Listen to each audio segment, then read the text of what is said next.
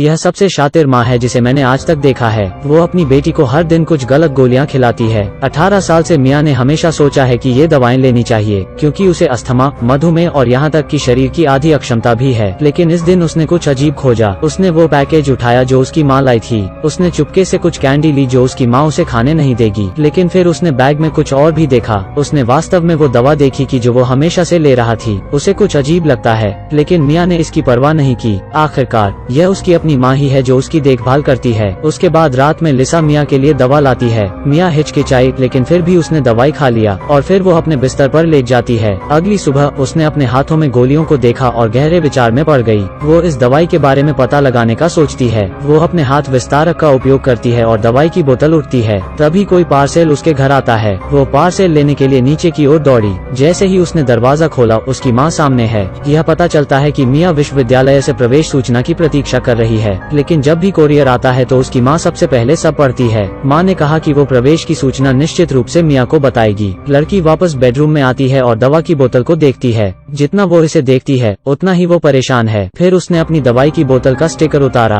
ऊपर का स्टिकर निकल जाता है। निश्चित रूप से बाहरी पैकेजिंग अलग थी और अंदर वास्तव में एक अलग दवा थी। रात को उसकी माँ दवा और पानी लेकर आती है। उसने गोलियां लेने का नाटक किया। जब माँ चली गई तो उसने गोलियां थूक दी। उसे नहीं लगता कि यह उसके लिए अच्छा है। माँ के सोने का इंतजार करते हुए वह ध्यान से लिविंग रूम में आती है। उसने कंप्यूटर चालू किया और दवा के बारे में पता किया, लेकिन घर पर इंटरनेट काट दिया गया है। मियाँ काफी हैरान है। उसे नहीं पता था कि लिसा यह सब देख रही है। अगले दिन उसने एक फार्मेसी में कॉल लगाई। अप्रत्याशित रूप से उसकी माँ ने फार्मेसी से बात कर ली है। वो डर गई और फोन काट दिया। फिर उसने किसी और को फोन डायल किया। उस व्यक्ति ने वास्तव में उसे दवा का नाम खोजने में मदद की। फोन करने वाले ने उसे बताया यह दिल की बीमारी के लिए दवा है। जाहिर तौर पर उसकी हरी गोली के सही नहीं है। उसने फोन काट दिया है और अब वो पूरी तरह से हैरान है। वो आज अपनी माँ के साथ फिल्म देखते हुए भाग उठी। उसे सड़क पर एक फार्मेसी मिली। उसने ये अज्ञात दवा दिखाई और वो यह जानना चाहती है कि यह क्या है। क्या कारण है कि उसकी माँ उसे यह खिला रही है। लेकिन महिला इस दवा को देखकर घबरा जाती है।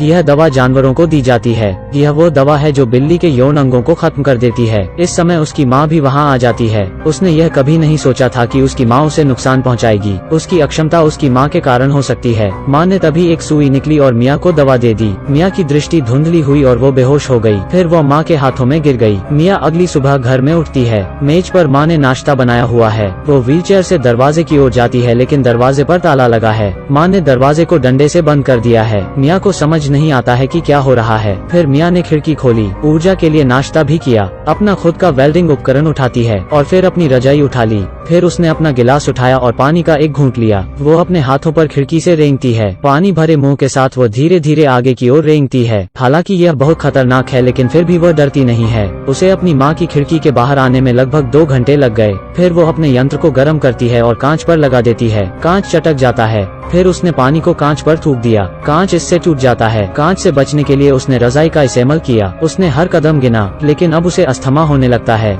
स्प्रे लेने के लिए वो कमरे में वापस जाती है। उसके बाद वो सामान्य हो जाती है। वो व्हीलचेयर से नीचे जाने लगती है और गलती से नीचे लुढ़क जाती है। इस समय उसने पाया कि उसके पैर की उंगलियों में कुछ हरकत है, क्योंकि उसने कई दिनों से दवा नहीं ली है। पता चला कि सच में माँ ही है जिसने उसे नुकसान पहुँचाया है। वो जमीन पर बैठकर चिल्लाती है। फिर वो व्हीलचेयर में घर से बाहर निकल जाती है।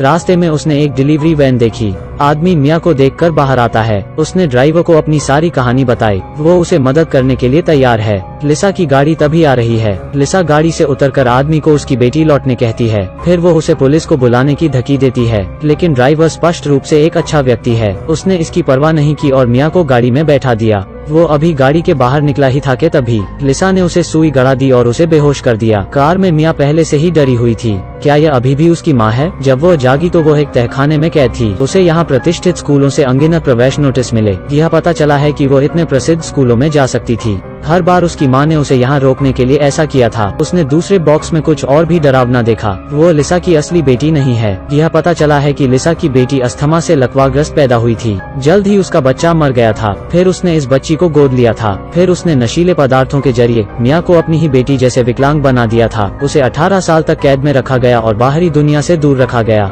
लिसा अंदर आई और जानती थी कि अब सच छिपाना मुश्किल है। अब वो बेटी के सामने सख्त है। वो सुई उठाती है और उसे दवाई देना चाहती है। तभी मियाँ गोदाम में छिप जाती है। उसने शेल्फ पर रखे छोटे डिब्बों को देखा और एक योजना बनाई। जब लिसा ने दरवाजा खोला तो उसने थोड़ा सा काला रस सीधे पी लिया, क्योंकि वो जानता है कि लिसा उसे मरने नहीं देगी। निश्चित रूप से उसे अस्पताल ले जाया जाता है, लेकिन जब उसे होश आया तो लिसा वार्ड के बाहर उसका इंतजार कर रही थी। फिर वो वहाँ से चली गई। लिसा के जाने पर मिया ने नर्स को लिखने के लिए कहा, लेकिन आधे अधूरे लिखते लिखते माँ उसे वहाँ से ले गई। यह पता चला है कि लिसा पास है मौजूद थी। उसने शाओमी को धक्का दिया और बाहर ले गई। रास्ते में मिया राहगीरों को इशारा करने के लिए अपनी आंखों का इस्तेमाल करती रही, लेकिन यह बेकार है। वार्ड में नर्स ने मिया का संकेत पाया। लिसा को रोकने के लिए अस्पताल ने पुलिस को बुला लिया। लिसा बंदूक निकालती है तो पुलिस रुक जाती है। लिसा को कंधे में गोली लगती है। 10 साल बाद मिया अपनी माँ से मिलने जेल आती है। उसके पैर इतने अच्छे नहीं हैं। यह विकलांगता जीवन भर अब मिया के साथ रहेगी। उसने लिसा से कहा कि वो अपने दादा दादी से मिलने गई थी और उनसे खूब बात भी की, लेकिन लिसा के भाव थोड़े डरे हुए थे। अचानक मिया का मुंह हिलने लगा। उसने 3 छोटी गोलियां थूक डाली। 18 साल की अज्ञात दवाएं अक्षम और दयनीय हो गई हैं। यहाँ पर फिल्म का अंत होता है। यह एक सस्पेंस और थ्रिलर फिल्म है। इन दोनों अभिनेताओं की एक्टिंग बहुत लाजवाब है। वीडियो देखने के लिए धन्यवाद। मिलते हैं अगली वीडियो में।